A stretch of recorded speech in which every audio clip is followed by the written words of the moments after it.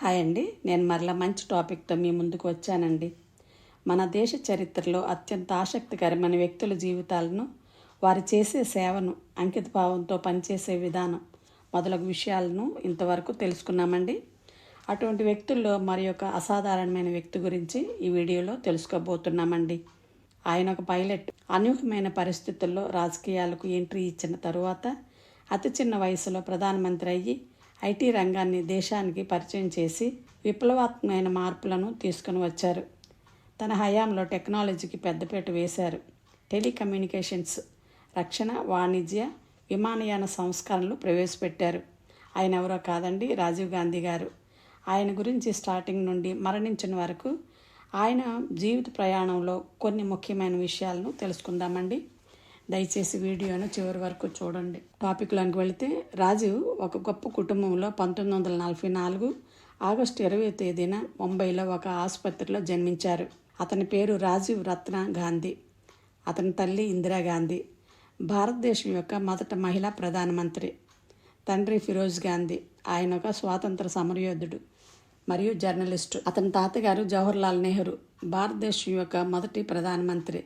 ఇటువంటి కుటుంబంలో జన్మించిన రాజీవ్ గాంధీ బాల్యం సాధారణమైనది కాదు. అలహాబాద్ నుండి ఢిల్లీలోని తీన్మూర్తి భవన్కు కుటుంబం మారినప్పుడు రాజీవ్ గాంధీ ఒక ప్రత్యేకమైన వాతావరణంలో పెరిగిన వ్యక్తి. ఎందుకంటే అప్పటికే తమ తాతగారు, తల్లి ఇందిరాగాంధీ దేశ ప్రధానమంత్రులుగా చేసినవారు. స్వాతంత్ర ఉద్యమంలో పాల్గొన్న హేమాహేమీల నాయకులను చూసి పెరిగిన రాజీవ్ గాంధీకి రాజకీయాలపై అంతగా ఆసక్తి లేదు. అతను సిగ్గుపడే స్వభావం కలిగినవాడు. గాడ్జెట్లతో ఆడుకోవటం ఎక్కువగా ఇష్టపడేవాడు. చిన్నప్పటి నుంచి తనకు ఆకాశంలో ఎగరాలనే కాంక్ష ఉండేది. వెల్హమ్ బాయ్స్ స్కూల్ మరియు ది డూన్ స్కూల్లో చదివారు.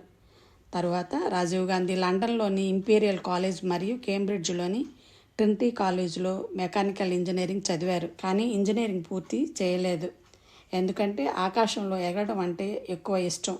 అందువలన ఆయన ఢిల్లీ ఫ్లయింగ్ క్లబ్లో చేరి కమర్షియల్ పైలట్ లైసెన్స్ను సంపాదించారు. 1970లో అతను ఇండియన్ ఎయిర్లైన్స్లో పైలట్గా చేరారు. బోయింగ్ 737లను నడిపారు. ఆ సమయంలో అతను ఒక సాధారణ జీవితం గడపాలనుకున్నారు.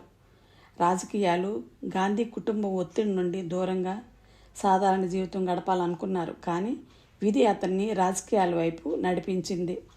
రాజీవ్ గాంధీ లండన్లోని కేంబ్రిడ్జ్లో చదువుతున్న సమయంలో సోనియా మైనోను ప్రేమించారు. తర్వాత 1968వ సంవత్సరంలో వారి వివాహం చేసుకున్నారు. వారికి రాహుల్ మరియు ప్రియాంక 2 పిల్లలు. రాజీవ్ గాంధీ రాజకీయాల్లోనికి బలవంతంగానే రావాల్సి వచ్చింది. 1980వ సంవత్సరంలో రాజీవ్ జీవితం ఒక దుర్ఘటనతో మారింది. అతని తమ్ముడు సంజయ్ గాంధీ ఒక విమాన ప్రమాదంలో మరణించారు. సంజయ్ ఇందిరాగాంధీ రాజకీయ వారసుడిగా ఉండేవారు. కానీ అతని ఆకస్మిక మరణంతో రాజీవ్ గాంధీపై ఒత్తిడి పెరిగింది.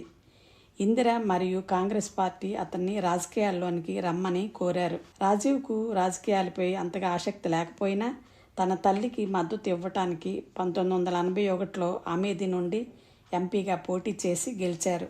దీని తరువాత 1984లో మరో దుర్ఘటన రాజీవ్ గాంధీ జీవితాన్ని తలక్రిందులు చేసింది.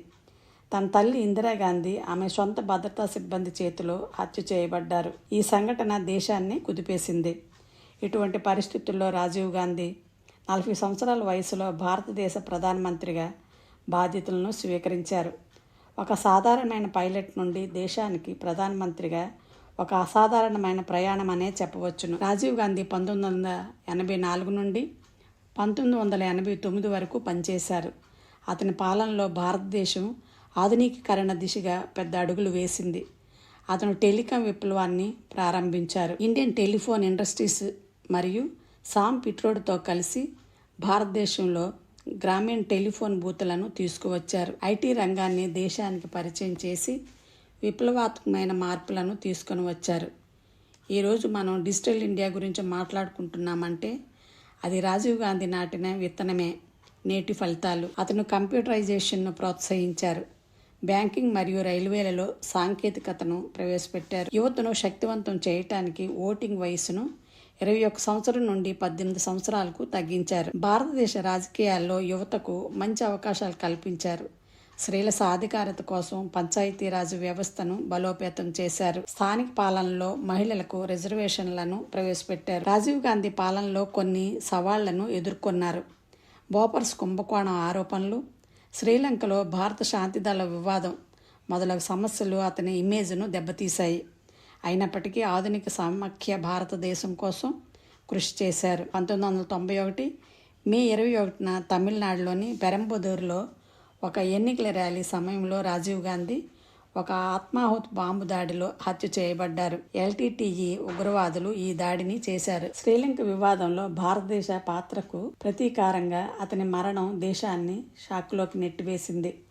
47 సంవత్సరాలకే రాజీవ్ గాంధీ హత్య చేయబడ్డారు. ఇందిరాగాంధీ మరణం తరువాత రాజీవ్ గాంధీకి తన తల్లి లేని లోటు ఎప్పటికీ తీరని గాయం. ఆమె అతనికి మార్గదర్శి.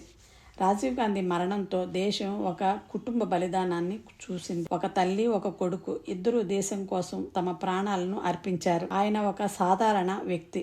అసాధారణ పరిస్థితుల్లో రాజకీయ నాయకుడిగా ఎదిగి 40 సంవత్సరాల అతి చిన్న వయసులో భారత ప్రధానిగా ఆయన చేసిన సంస్కరణలు టెలికాం, కంప్యూటరైజేషన్, యువత సాధికారత ఈరోజు మనం చూస్తున్న ఆధునిక భారతదేశానికి పునాది వేశాయి. అతని మరణం చాలా బాధాకరం, కానీ అతని లెగసీ ఎప్పటికీ జీవిస్తూ ఉంటుంది. ఇవండి రాజీవ్ గాంధీ గారి గురించిన కొన్ని ముఖ్యమైన విషయాలు. మీకు ఈ వీడియో నచ్చినట్లయితే నా ఛానల్ని సబ్స్క్రైబ్ చేసుకొని లైక్ చేసి మీ ఫ్యామిలీకి, ఫ్రెండ్స్కి షేర్ చేయమని కోరుతున్నానండి. మరలా మంచి టాపిక్తో మీ ముందుకు వస్తాను. అంతవరకు సెలవు.